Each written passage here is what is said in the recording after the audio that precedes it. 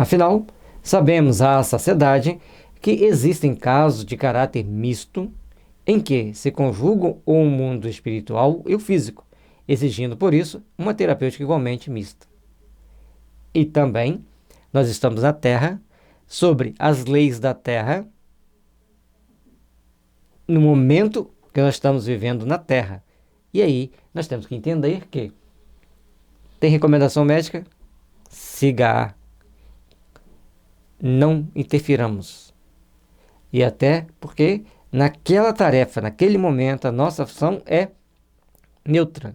A nossa ação é simplesmente dar o apoio psíquico, dar o apoio espiritual, levar a mensagem de Jesus, levar a mensagem do Evangelho, coletar dados e informações para que a gente possa ajudar aqueles espíritos ali presentes.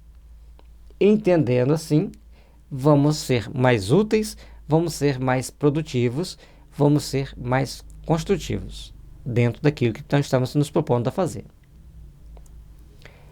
Esclarecimento ao obsidiado, nosso próximo tópico. E é importante que tudo seja bem elaborado. A equipe de atendimento, a equipe que está sendo atendida e o obsidiado propriamente dito, ser esclarecido, ser informado. Aí se for uma criança, aí vamos ter dois grupos. Não existe obsessão em criança e não tem tratamento específico para criança. Calma. Vamos fazer bem a nossa parte. Vamos entender que todos somos espíritos, que temos méritos e deméritos perante a justiça divina, e quanto mais cedo for o tratamento, melhor, mais útil, mais gratificante, mais edificante.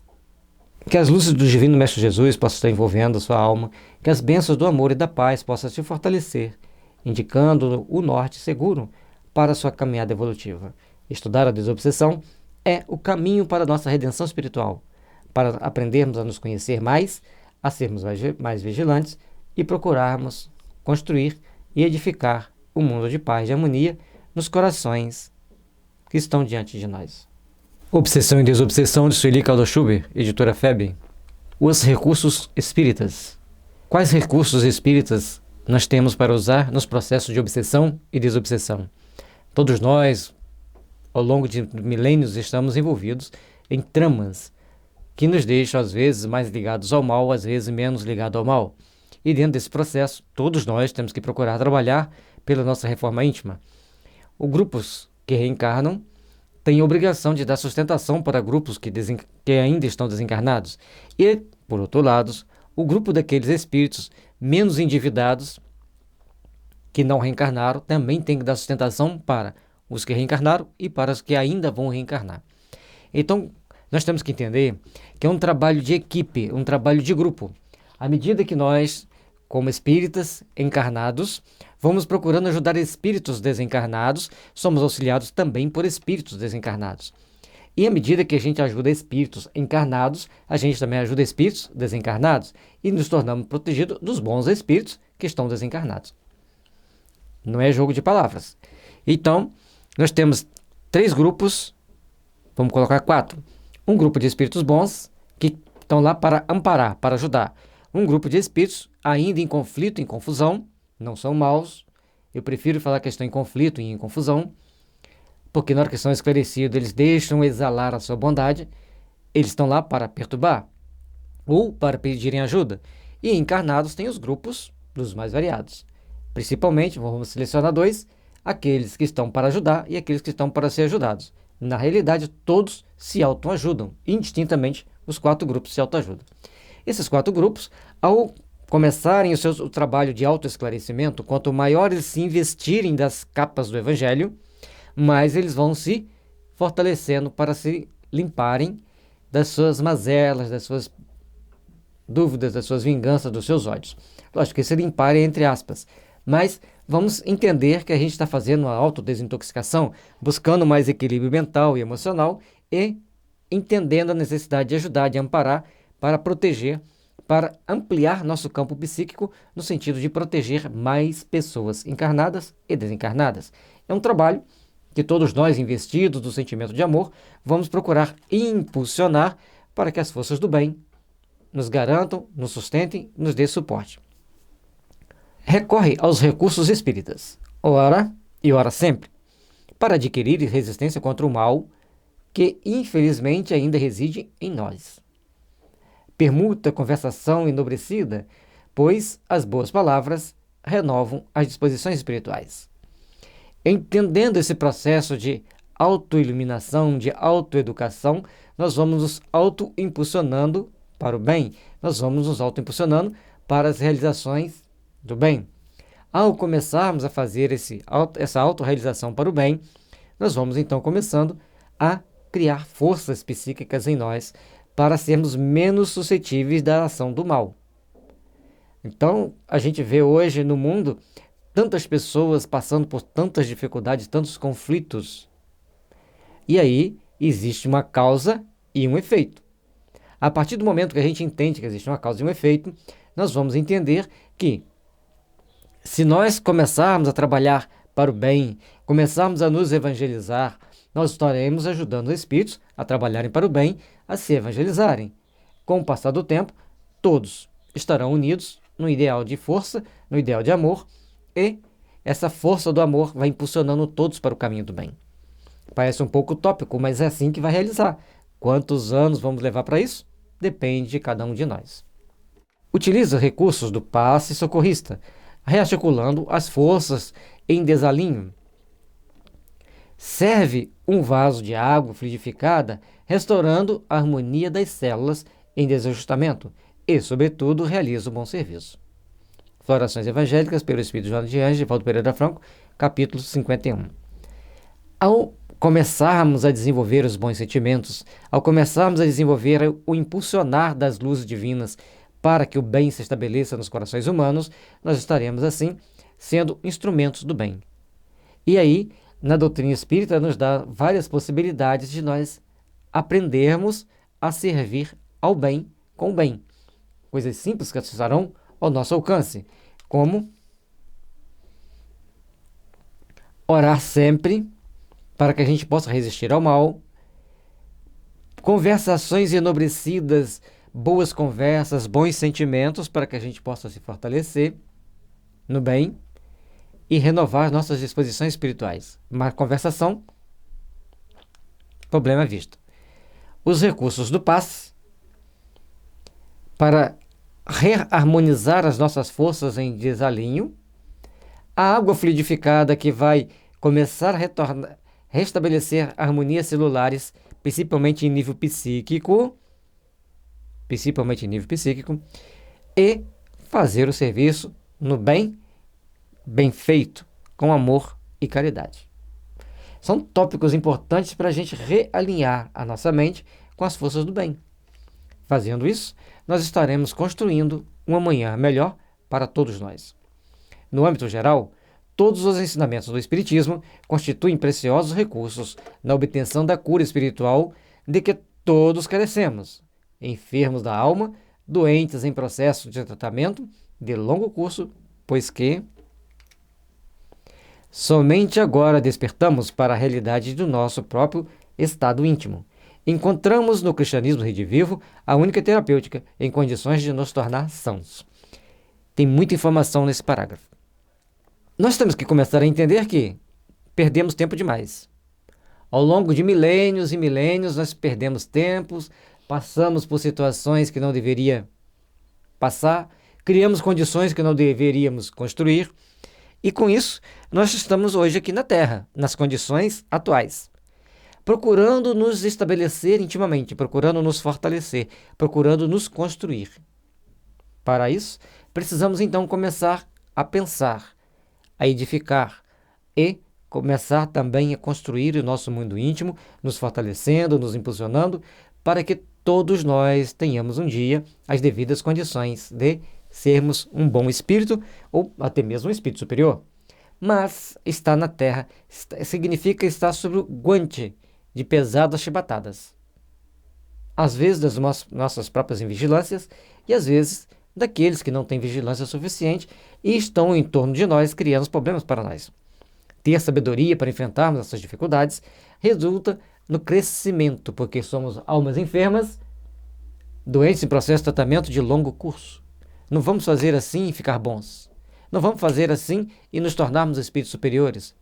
É um processo que vai passando pelas provas e expiações, e as provas vão durar até o último minuto, o último segundo do nosso sopro carnal. Ao entrarmos no mundo espiritual, os desafios, os problemas tornam-se outros. Já aprendemos a viver como espíritos. De chegarmos lá e estarmos livres das amarras carnais. Então, se eu penso em alguém que eu gosto, quase que instantaneamente estarei do lado dessa pessoa. Se eu penso em alguém que eu detesto, também quase instantaneamente estarei do lado dessa pessoa. Logicamente que você vai falar assim, mas existem certas barreiras, graças a Deus. Mas o que eu quero mostrar é que, como espíritos livres do corpo, a disciplina tem que ser muito maior, a sintonia com os nossos protetores tem que ser maior, a vigilância com que pensamos, sentimos, falamos tem que ser maior. Portanto, nós temos que começar a fazer um aprendizado de como vivermos no mundo dos espíritos, entendendo que ainda somos enfermos da alma. E no mundo espiritual, a serenidade, o respeito pelo outro, a necessidade de nos aprimorar é o que vai fazer com que venhamos a crescer, venhamos a estabelecer um padrão de melhoria íntima para que a gente possa se fortalecer. E aí, ao longo desse grande despertar, dessa grande necessidade de nos fazermos bons para nos tornar sãos, existe a terapêutica das condições espíritas, que é fazer o bem, mas fazer o bem com disciplina, com organização, com respeito, com consciência, procurando edificar e construir um amanhã melhor. Sejamos, pois, aqueles que edificam as forças do bem, trabalhando no bem, procurando construir o bem. Como está o nosso estado íntimo? Eu estou tão mal que não dá para mim trabalhar. Não, isso não é justificativo. Estou mal, mas ainda mesmo assim eu vou com as minhas gotinhas de bondade que eu tenho para o trabalho espírita. Eu só posso levar uma gota de bondade. Levo uma gota de bondade. Talvez na segunda vez eu consiga levar 5 gotas. E assim uma progressão geométrica, aumentando sempre a minha parcela de contribuição nas forças do bem. Esse trabalho íntimo que nós devemos procurar fazer é o que vai nos fortalecer e nos impulsionar para os nossos amanhãs. Remontando às causas, penetrando nas origens dos males que nos acometem, possibilita-nos um trabalho de renovação de dentro para fora, cicatrizando os corações que nasceram da irresponsabilidade, do esquecimento das leis divinas, do abuso e da omissão. E o que nós estamos fazendo hoje? Normalmente nós temos a tendência de repetir erros, mas os trabalhos de renovação íntima existentes no mundo espiritual nos dão uma base, nos dão uma compreensão, nos dão um impulsionar para uma situação melhor de entendimento das nossas responsabilidades aqui na Terra. Assim sendo, nós temos que começar a observar como nós estamos agindo. E por causa de como nós estamos agindo, acontecem conosco alguns fenômenos, alguns fatores, algumas atitudes dos espíritos. Desta forma, à medida que nós vamos nos olhando, nós vamos nos observando, nós vamos começando a compreender que existe o outro lado da vida, que existe um outro lado da moeda e que nós temos que nos reformular intimamente, porque essa é a forma de nós cicatrizarmos as ulcerações de nossa alma que um dia criamos devido a atos de extrema irresponsabilidade. Ou atitudes impensadas, inconsequentes. Mas, dentro daquele contexto, era o que podia acontecer. Porque os grupos que nós estávamos vinculados a eles, e esses grupos vinculados a nós, agiam por estrita má vontade, por estrita vontade de fazer o mal, de impulsionar a dor, de fazer sofrer. Hoje, evangelizando, procuramos nos adaptar a uma nova realidade, onde a nossa consciência começa a ditar determinadas normas. Posso, não posso, devo, não devo. E assim, dentro desses paralelos, nós vamos seguindo os nossos processos evolutivos, vamos caminhando dentro daquilo que a vida trouxe para nós, até alcançarmos o bem-estar necessário. Sem embargo, o Espiritismo possui recursos especiais, que são acionados como parte do tratamento tanto nas moléstias do corpo, quanto, e principalmente, nas do espírito. Joana de Ângeles concita-nos a recorrer a qualquer ocasião aos recursos espirituais, quais sejam. Então o Espiritismo traz para nós alguns recursos muito importantes para nós acionarmos o nosso tratamento íntimo, internamente, com as nossas forças. Que esses recursos vão ajudar-nos a ampliar nossas forças, a desenvolvermos um melhor potencial. E assim, nós começamos a reduzir as moléstias do corpo, tanto quanto possível, e as moléstias do espírito. Lembrando que, para quem já estudou Hahnemann, para quem já estudou homeopatia, ele deixa claro para nós, e existe o livro Homeopatia, Tratamento para o Espírito e para o Corpo, no qual é bem esclarecido que as doenças estão na nossa estrutura psíquica devido aos nossos desequilíbrios éticos e morais, associados às intoxicações físicas e psíquicas. Portanto, nós vivemos aqui na Terra e estamos sob um jugo de forças que nos contrapõem, que nos contrabalança para cá, para lá, e a gente tem que começar então a entender como vamos tomar as nossas ações, como vamos tomar nossas atitudes, de que forma devemos agir, no sentido de construir uma manhã de paz, de esperança, de luz e de harmonia. A oração constante, a conversação edificante, a água fluidificada, o passe e o trabalho com Jesus. E conclui dizendo: nenhum mal consegue triunfo no terreno reservado ao bem atuante. Está no mesmo livro, Florações Evangélicas, capítulo 51. Portanto, é de extrema importância nós começarmos a entender que a oração constantemente, a todo momento, e conforme eu já disse antes, aquelas orações curtas: ó Jesus, acende essa luz. Jesus, acende a luz da misericórdia nos corações humanos. Senhor, abençoe fulano de tal e acenda a luz do amor em seu caminho. São orações que nos livrarão de certos percalços perigosos e delicados. A conversação deve sempre procurar ver riscos potenciais do nosso caminho, ver pessoas que podem criar problemas para nós, e a gente às vezes tem aquela pessoa amiga que a gente conversa, que a gente observa, sem criar paranoia, e procurar meios evangélicos de contornarmos a situação. A oração, a água fluidificada, a conversação edificante, tentar modificar aquela pessoa, a gente vai se adaptando, vai se melhorando, vai se aprimorando. O passe é fundamental, o passe. Mas é fundamental também que o passista tome as atitudes compatíveis e coerentes com a sua condição de passista. E o trabalho com Jesus, qualquer tarefa que nós estivermos fazendo, educação, cortesia, amigabilidade, sempre procurando fazer com que o outro se sinta confortável ali do nosso lado, se sinta confortável naquela tarefa. Porque nós não podemos ser, dentro de um grupo, uma borboleta.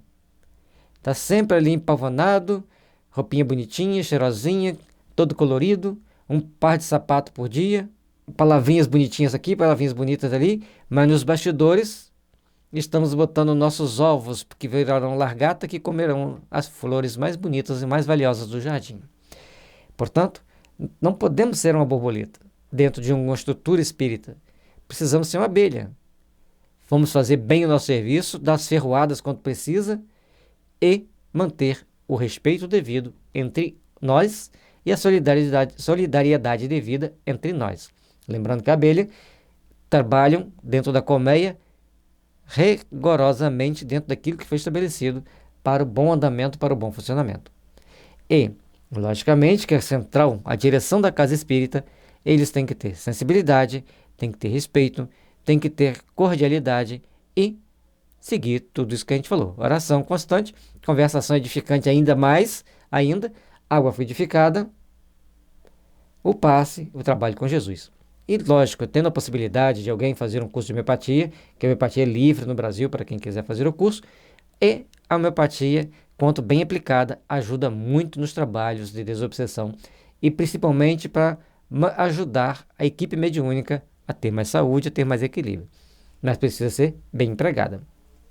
Quando convocada para atender a um obsediado, a equipe especializada nesse mistério deverá certificar-se de algumas particularidades que envolvem o caso, visando ajuizar as medidas a serem adotadas.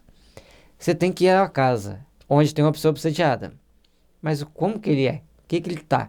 Como ele está? O que ele sente? O que ele faz naqueles momentos de fúria? Aí ele pega uma faca e quer matar todo mundo. Aí você chega lá, vem aqui para conversar com você, falar do evangelho. Primeiro você certifica se não tem nenhuma faca à vista. De preferência que as facas fiquem na cozinha e que tranque a porta da cozinha. E se não tiver porta na cozinha? A gente vai tomar a posição de que se ele tentar passar para a cozinha, a gente cai fora. Não é assim? Ninguém vai enfrentar, ninguém vai amarrar a pessoa que está obsediada, ninguém vai praguejar. Cada um sabe das suas possibilidades, potencialidades e a ação que vai tomar.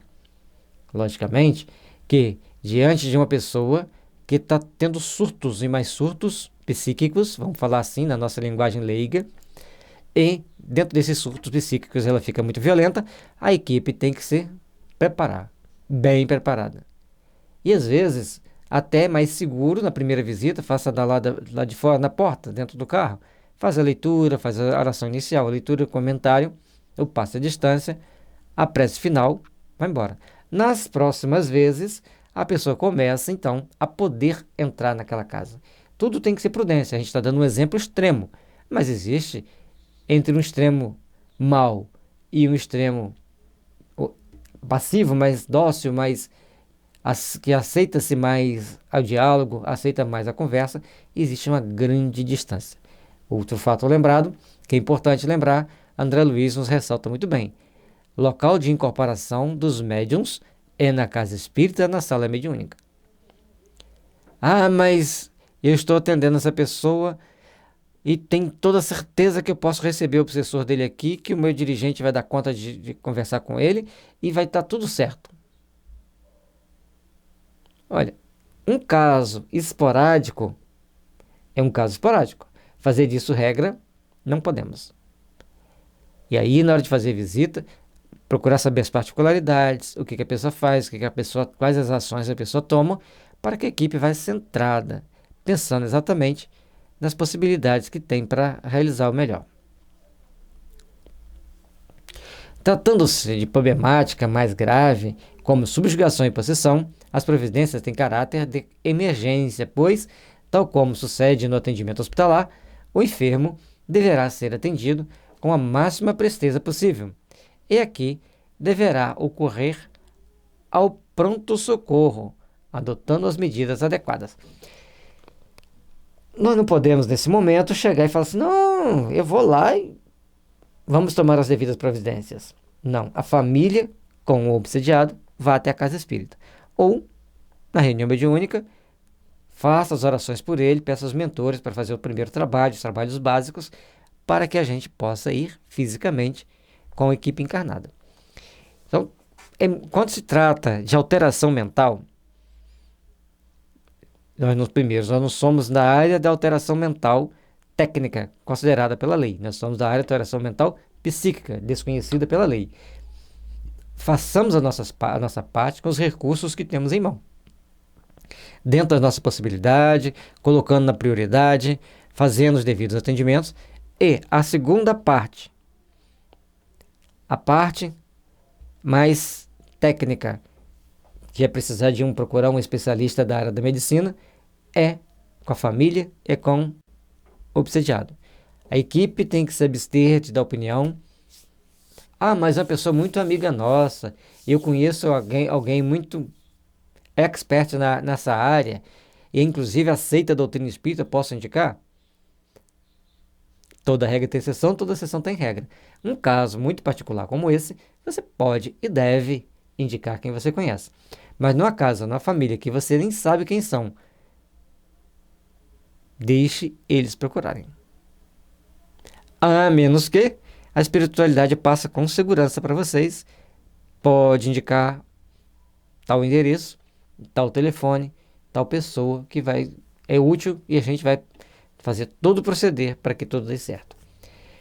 Então, quando se trata de problemas psíquicos, lembre-se que nós estamos fazendo atendimento, assim como é um atendimento na área hospitalar, que chega as pessoas estrupiadas de todo jeito. Só que para nós, as pessoas chegam com os problemas psíquicos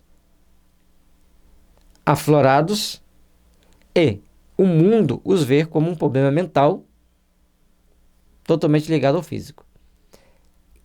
Dentro dessas duas conjuntas de força, nós vamos usar o equilíbrio, o bom senso e retomarmos as boas ações dentro dos princípios espíritas, como é descrito aqui.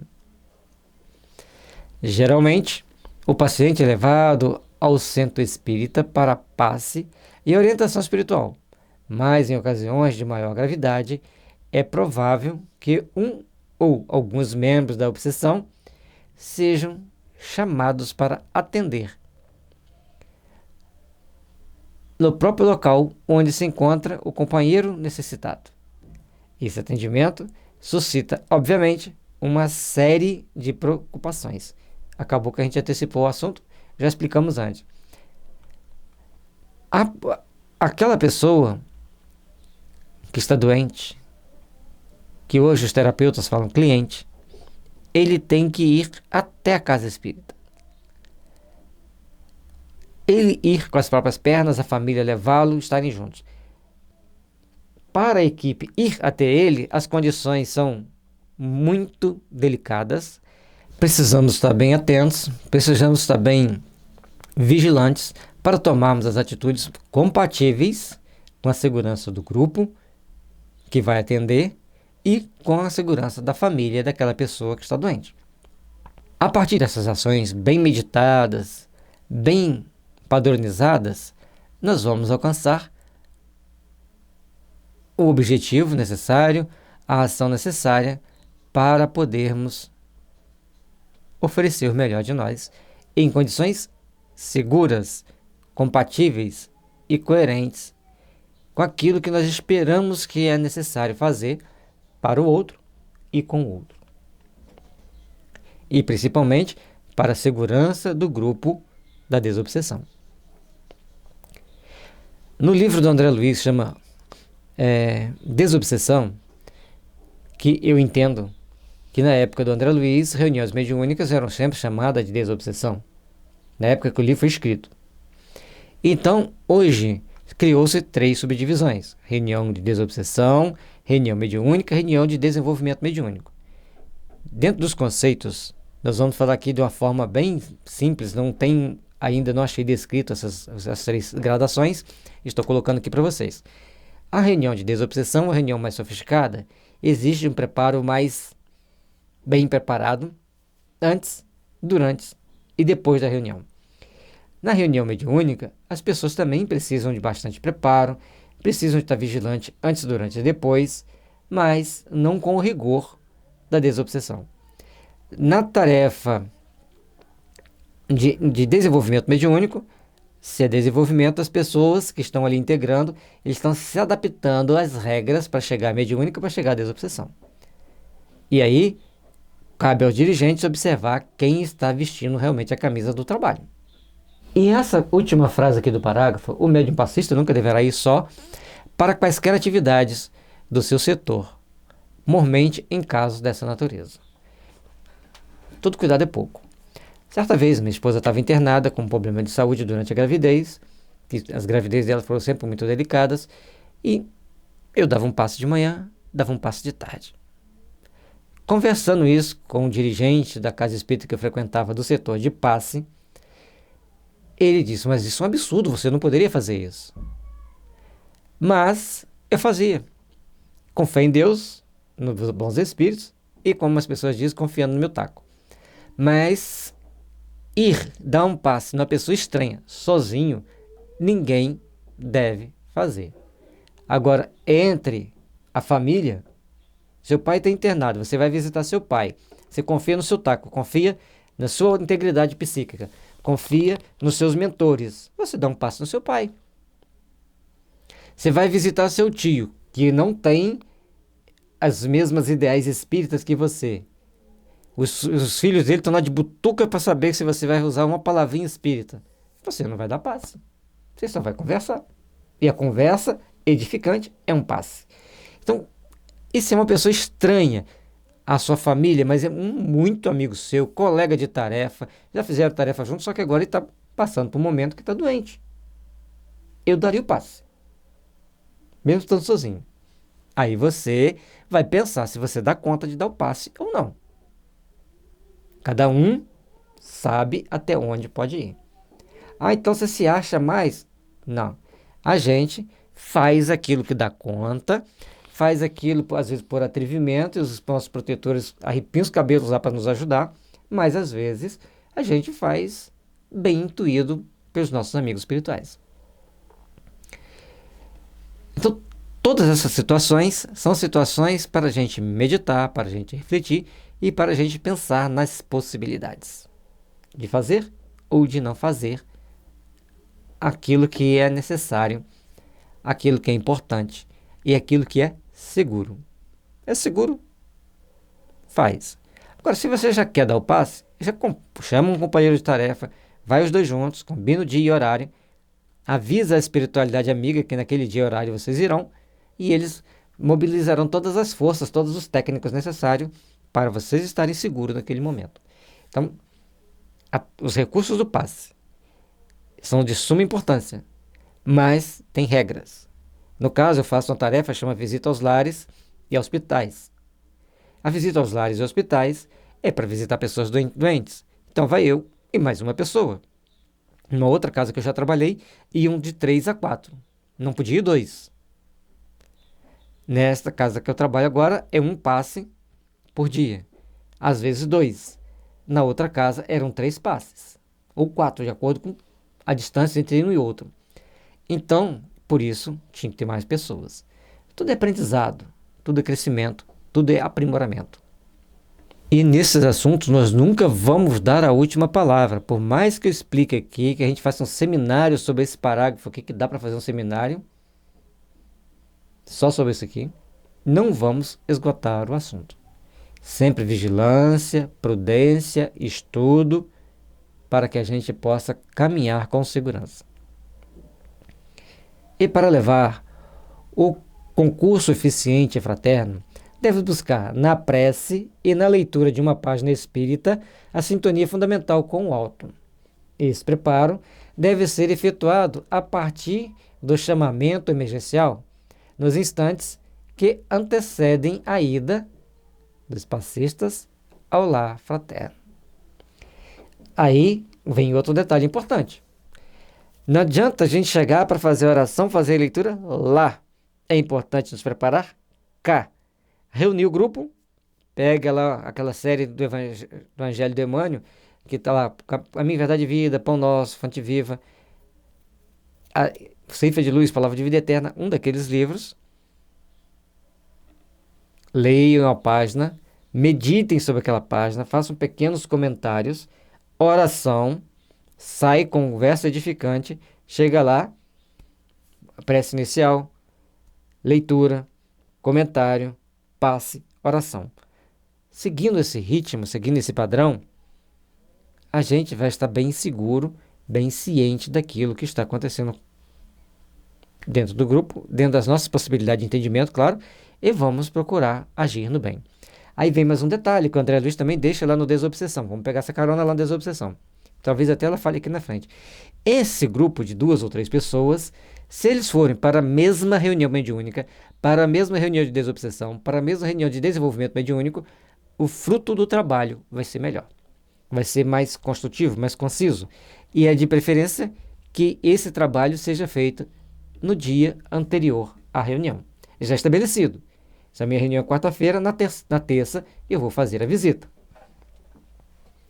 Aí os espíritos se engajam na tarefa junto conosco e nós junto com eles, e eles vão fazendo todo o projeto, todo o programa para alcançarmos aqueles objetivos. Aí você fala assim, mas no trabalho de desobsessão, o André Luiz fala que não devemos participar de nenhuma outra atividade no dia anterior. Ele fala isso em termos de irmos para determinados locais, para determinadas outras casas espíritas, ou seja, vamos procurar manter a nossa vibração, a nossa sintonia. Agora, dentro da nossa casa espírita, é importante que a gente vá, é importante que a gente assista a palestra pública, sempre bem dimensionado as nossas ações, para que os resultados sejam bem edificados, bem incorporados ao resultado final. Também devem ser informados previamente, pelo menos em linhas gerais e, na medida do possível, de certos dados a respeito do paciente, tais como quando começou a sofrer o problema de obsessão, como se apresenta, como é o enfermo em seu estado normal, isto é, se é triste, deprimido, de humor variável, revoltado, impressionável, violento, como a família reage ao problema, se aceita a orientação espírita, se o doente está fazendo o tratamento médico e usando medicamentos, se já foi internado por razão desse problema, etc. Então são detalhes importantes que você vai ver que tem que dar uma bisbilhotada. Se você pediu a visita para um grupo espírita, esse grupo vai. Agora, os dados inerentes, isso aqui já deve ter no departamento de visita aos lares e hospitais, esse parágrafo, as perguntas que devem ser feitas. As perguntas e como nós devemos nos comportar. Eu quero anotar esse parágrafo aqui, para que a gente possa, então, fazer um trabalho bem feito. Aí a gente vai fazer a imagem dele, bacana, compartilha no YouTube, compartilha no Facebook, compartilha no WhatsApp. Aí as pessoas vão tomando mais informações e conhecimento do livro, do procedimento e da segurança. Se vocês observarem que esse livro aqui é o estudo do obsessão e desobsessão. Então, você lê obsessão e desobsessão, nós temos gravado no YouTube o obsessão e desobsessão por parágrafos, depois temos ele por tópico, e agora estamos fazendo esse estudo. E pretendemos fazer depois um estudo mais abrangente, quando a gente vai pegar apenas alguns parágrafos e fazermos uma espécie de uma palestra, uma espécie de um estudo mais aprofundado e mais solto. Aqui nós temos que ficar mais fixo ao capítulo, os recursos espíritas. De posse de todas essas informações, fica muito mais seguro a gente trabalhar e já sabemos até onde podemos ir. Porque às vezes o primo é espírita. Aí ele vai, pede ajuda da casa. A família não é espírita, o doente não sabe o que quer, porque ele está doente. Aí a gente chega, fala assim, mas por que vocês vieram? Para que vocês vieram? Por mais que a gente explique, fica aquele ranço, aquele mal-estar. A condição de fazer a visita, então, tem que ser pautada e muito bem pautada nesses dados aqui. Esses dados podem parecer desnecessários e que o melhor é deixar tudo por conta dos guias, já que, estando estes cientes do caso de forma mais ampla e profunda, os encarnados não precisam ser inteirados de tantas minúcias. Podem parecer desnecessários, mas quando a gente vai no livro dos médiuns, tem lá falando que o médium, para receber uma boa comunicação, ele tem que estar inteirado do assunto. Ele tem que ter uma base mental para que aquilo possa fluir. O Chico tem vários relatos dele falando das dificuldades que ele tinha de captar algumas informações mais sutis, mais profundas ou mais complexas. E aí a gente vai ver que os livros dele, inicialmente, tinha um capítulo que ele escrevia e o outro Valdo Vieira. Se você vê a diferença, um era mais técnico e o outro era mais filosófico. Observem. E tem que ser assim, mostrando a humildade dele e a sabedoria dos seus mentores, como, Chico, você tem uma excelente mediunidade, você tem um coração maravilhoso, mas os seus conhecimentos estão aquém do Valdo Vieira, que foi quem escreveu com ele. Então, nós escrevemos a parte mais filosófica, que não exige tanto aprofundamento em problemas técnicos, e sigamos com o outro lado, com o Valdo Vieira, trabalhando com os problemas mais técnicos. E deu tão certo que serve de guia e modelo para nós até hoje. Entendendo isso, nós temos que saber respeitar o potencial e a potencialidade dos nossos colegas dentro da tarefa que nós estamos fazendo. Isso não é ser minucioso demais, isso é ser prudente. Eu quero ver um outro detalhe aqui.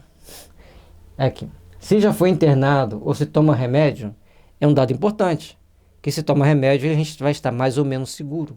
Porque a pessoa com remédio fica meio calmo, meio dopado, meio sereno. Bom, ele não vai ter uma ação, nem sempre vai seguir a regra. Ele não vai ter uma ação extremamente agressiva contra os tarefeiros. Então, a equipe de trabalho de desobsessão que vai fazer essa visita, prudência, responsabilidade, procurar se inteirar desses dados. Então, todas essas informações são de grande utilidade para os tarefeiros da desobsessão. Tenham mais segurança e melhores condições de apreender o estado geral do obsidiado. Esses dados podem parecer desnecessários e que o melhor é deixar tudo por conta dos guias, já que, estando estes cientes do caso de forma mais ampla e profunda, os encarnados não precisam ser inteirados de tantas minúcias. Esse pensamento aqui é muito simplista. Conforme nós lembramos que, no Livro dos Médiuns, Kardec diz que a mente do médium, quanto mais adestrada ela tiver, quanto mais ela tiver conhecimento de um determinado assunto, mais fica fácil para o espírito passar aquelas informações. Assim sendo, o grupo tem que estar sempre estudando, pesquisando, conversando, procurando se orientar, procurando entender o trabalho. Esse raciocínio é simplista, pois, na verdade, os participantes da equipe devem estar conscientes de tudo, o que irá conferir-lhes responsabilidade e compreensão mais dilatada, além de sensibilizá-los ainda mais no caso em andamento. Essas informações que a gente fez no parágrafo anterior, e aqui ela vem fechando quando fala deixa tudo para os guias, mas os guias precisam de nós e nós precisamos do guia. Muitas das vezes, eu conheço uma médium, ela já chega na mediúnica sabendo quais os 3 espíritos que ela vai receber, quais as características deles e quais os conflitos centrais dele.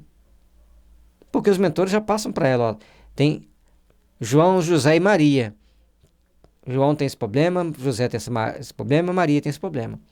E ela e o companheiro de tarefa dela já vão para lá blindados, blifados. Isso traz uma diferença muito grande, que até a pessoa trabalha os assuntos de uma forma melhor. É para todo mundo isso? Não. Mas as pessoas que já têm essa sensibilidade devem ser ajudadas, devem serem usar de todos os esforços para que estejam juntos, trabalhando juntos, vigiando também junto. Portanto, a responsabilidade que nós temos fica maior à medida que a nossa compreensão se dilata. E também é a parte mais importante, a sensibilização para o fato. Aí a pessoa chega, aí o mentor fala assim, olha, esse nosso irmão, ele já esteve numa guerra e ele matou 500 mil pessoas nessa guerra. Não precisa saber se é a primeira, a segunda guerra, não, que guerra na Terra sempre teve muito. Ele matou 500 mil, ele foi responsável pela morte de 500 mil pessoas. Aí você fala assim, tá vendo como que merece? Tá merecendo pouco, tem que passar por mais. Você estragou todo o serviço. Agora, se você parar para pensar, fazer uma psicologia construtiva, coitado, como deve estar sofrendo. Como é ruim a prática do mal, porque tem consequências severas e vem para nós na medida das nossas necessidades evolutivas. Ao criar uma psicologia construtiva, os próprios obsessores falam assim, opa, quer dizer então que se eu continuar desse jeito, eu posso criar probleminhas para mim, porque eu não estou criando probleminhas só para a pessoa que está reencarnada. Também para a quem ataca a pessoa encarnada. Seja ele encarnado ou desencarnado. O agressor tem a parcela de responsabilidade. O agressor tem culpa. O agressor tem que entender que ele tem que perdoar. E a partir desse momento que a equipe estiver bem conscientizada de que nós estamos trabalhando com o Cristo, pelo Cristo e para o Cristo, caminha. Mas essa sensibilização das pessoas, da equipe, tem que estar acima de tudo. Porque uma palavra mal falada bota tudo a perder. Em O Livro dos Médiuns, item 225, encontramos uma comunicação de Erasto e Timóteo, aconselhando que, se alguém for questionar os espíritos, que o médium seja inteirado antecipadamente das questões que serão formuladas, esclarecendo. É de suma importância, então, ter uma noção da comunicação, ter uma noção da potencialidade, da possibilidade daquele trabalho. Com isso, não seria interessante, antes da reunião começar, o mentor dar uma noção geral do que vai acontecer, uma noção geral das comunicações, uma noção geral de como as pessoas devem se inteirar daquele assunto? Não seria o caso? E aí fica um assunto em aberto. Procure se inteirar ou não pelo mentor. E aí o mentor é o mentor mesmo? Que tem caso espírita que às vezes a pessoa é o principal médium, mas o mentor não é o mentor. Então, para nós termos segurança, nós temos que estar bem inteirados, principalmente do que se fala e ouve pelos encarnados, para que, na condição dos encarnados passar para os encarnados determinadas informações importantes, esta condição é fundamental para entendermos o que está acontecendo com aquela pessoa que está doente. Pelo menos a noção. E principalmente para orientarmos aos nossos clientes que caminho deve tomar na vida. É bom e conveniente que a série de perguntas seja comunicada de antemão ao médium, para que este se identifique com o espírito do evocador e dele. Por assim dizer, se impregne, porque então nós outros teremos mais facilidade para responder, por efeito da afinidade existente entre o nosso perispírito e o do médium que nos serve de intérprete.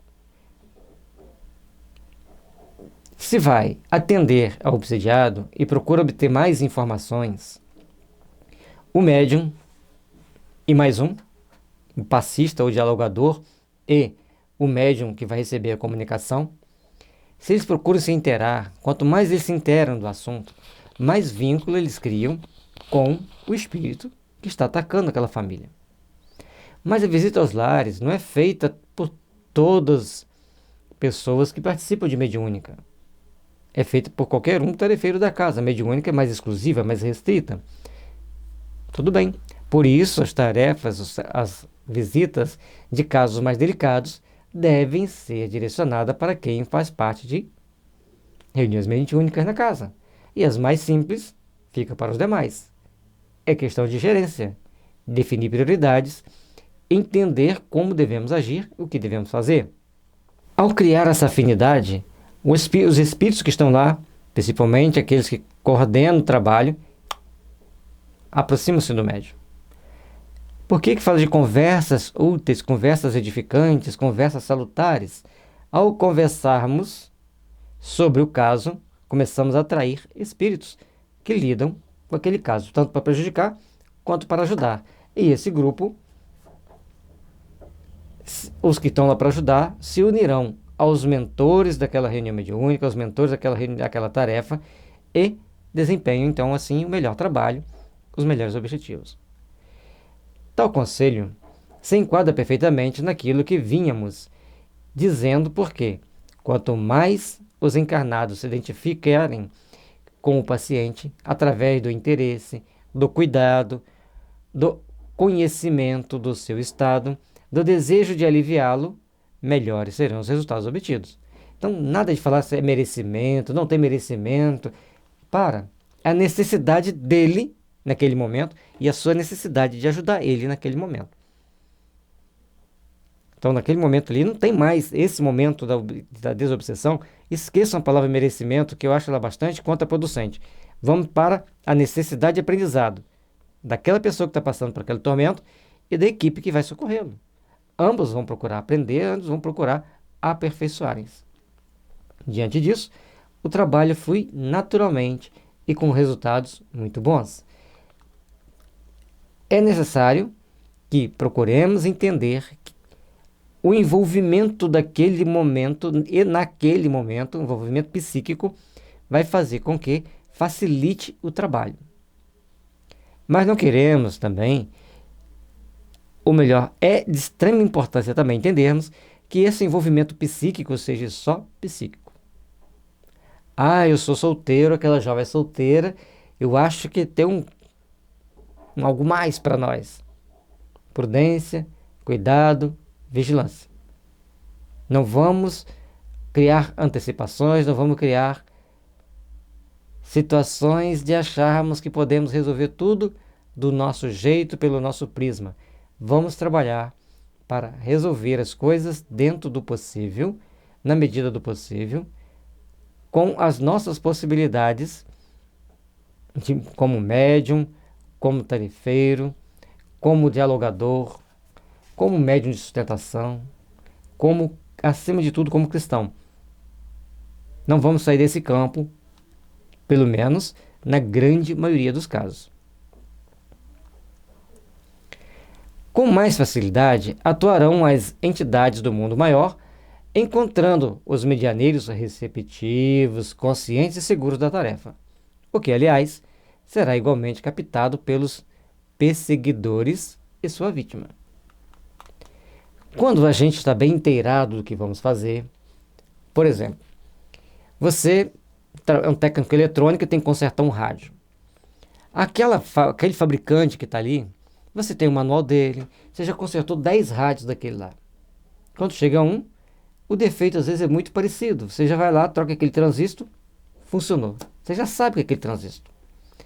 Agora, chega um fabricante novo que você nunca viu, você não tem o manual, você não tem nada, você tem que abrir, você tem que olhar, tem que fazer uma pesquisa, tem que medir aqui, medir ali, o trabalho é muito mais delicado. Fazendo paralelo, à medida que a gente se inteira da situação, a gente vai criando mecanismos de ajuda.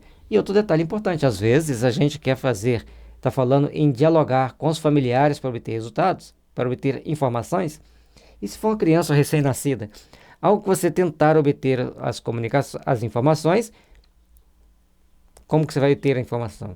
Você vai pegar o estado clínico da pessoa que a mãe recebeu do médico e vai passar para você. Mas as questões espirituais, os mentores vão informar, os mentores vão dirigir, os mentores vão direcionar. E aí a gente obtém os resultados inerentes à necessidade e à possibilidade do grupo, que ajuda e do que é ajudado. Então, essa parte já foi comentada. Convém lembrar sempre que, se o doente está fazendo uso de medicação receitada por médico da Terra, seja médico, seja terapeuta, seja qualquer profissional da área da saúde, porque hoje não é só médico que indica, que os médicos receitam remédios, e os terapeutas indicam determinadas terapias naturais, que é permitido, inclusive, por lei. Não é só porque eles existem, que sempre existiram, mas hoje a lei já faculta isso. Então, quem estiver lá, foi fazer visita, está tomando algum remédio, tem que fazer o que está escrito aqui. Esta não deverá ser suspensa, nem sob o pretexto de atrapalhar o tratamento espiritual. Não, nada. Ouviu, está fazendo tratamento, respeite aquele tratamento, façamos a nossa parte. Se a espiritualidade conseguir intuir a família para trocar de profissional de saúde, eles fizeram a parte deles. A gente tem que se abster de entrar nessa área que não é nossa. Nós vamos fazer o tratamento espiritual, vamos fazer as observações do ponto de vista espiritual. Então, convém lembrar sempre que se o doente está fazendo uso de medicação receitada por médico da Terra, esta não deverá ser suspensa nem sob o pretexto de atrapalhar o tratamento espiritual. Continua com o que está usando, façamos a nossa parte. Uma atitude dessas traz graves implicações cujos resultados poderão comprometer seriamente aquele que a recomendou. Afinal, sabemos à saciedade que existem casos de caráter misto em que se conjugam o mal espiritual e o físico, exigindo por isso uma terapêutica igualmente mista. Os tratamentos que nós estamos aqui na Terra sujeito a eles têm que ser respeitados. Tanto o médico deve respeitar o tratamento espiritual, porque a fé é livre e a fé ajuda muito, e os tratamentos espirituais mais ainda, assim também como tem que entender, compreender que tem algo além da alçada dele como médico, que ele não é onipotente, onipresente, Senhor absoluto, ele só é um médico, ele não é Deus. Assim como nós espíritas que estamos fazendo o nosso trabalho, somos apenas espíritas que ajudamos os espíritos a fazer a parte deles. Nós não somos Deus também. Então, esse conjugar de forças de quem está tratando, seja médico ou terapeuta, e a equipe de passe, a equipe espiritual de espíritas que vão fazer o tratamento espírita com os recursos espíritas, tem que estar ali para somar, para ajudar, para complementar e não para dividir, não para colocar barreiras. Naturalmente, conforme a pessoa vai se melhorando das influências espirituais, o médico ou o terapeuta vai trocar o remédio ou vai reduzir o remédio. No caso dos remédios químicos, a gente tem observado, observação nossa como leigo na área da saúde, que quando troca o remédio, as coisas ficam mais complexas. E quando vai reduzindo o remédio, as coisas ficam mais simples, ficam mais fáceis de serem conduzidas. Portanto, vamos ter o cuidado necessário para fazermos os trabalhos dentro das nossas possibilidades, mas com respeito pelos profissionais que estão lá trabalhando e com todas as possibilidades de trabalhar, de fazermos o melhor possível para que as coisas aconteçam da melhor forma possível. Respeitemos o trabalho uns dos outros e todos juntos, somando para o objetivo que é o alívio e o bem-estar das pessoas, que esse é o objetivo de todos aqueles que se enveredam para trabalhar na área da saúde, seja do ponto de vista espiritual, seja do ponto de vista material. O trabalho de assistência aos necessitados é fundamental. E assim nós temos que saber conjugar nossas forças, conjugar nossos conhecimentos para que a humanidade possa ser beneficiada. O próximo agora, esclarecimento ao obsidiado. No site da FEB Editora você encontra este e muitos outros livros que irão te ajudar no seu aprimoramento e no enriquecimento de seus conhecimentos. Bom, o vídeo, quando foi editado, a gente postou, depois de um certo tempo nós vimos que estava faltando um pedaço. Como o original já tinha sido apagado, porque a filmadora, ela gera o vídeo num formato dela. E a gente, para postar, tem que colocar no formato padrão do YouTube. Então a gente tem que editar o vídeo. No editar, ficou faltando um pedaço por algum descuido, por algum problema, e aí eu ia gravar tudo novamente. Mas a espiritualidade pediu que fizesse só a última parte que está faltando e deixasse essa parte inicial. Manda quem pode. Aliás, os espíritos não mandam. A gente tem que largar essa mania de falar que os espíritos mandam. Os espíritos pedem. E é de bom alvitre que a gente siga o pedido deles, que a gente faça o que eles pediram, para que a gente possa, então, estar colaborando com o bem-estar nosso e deles.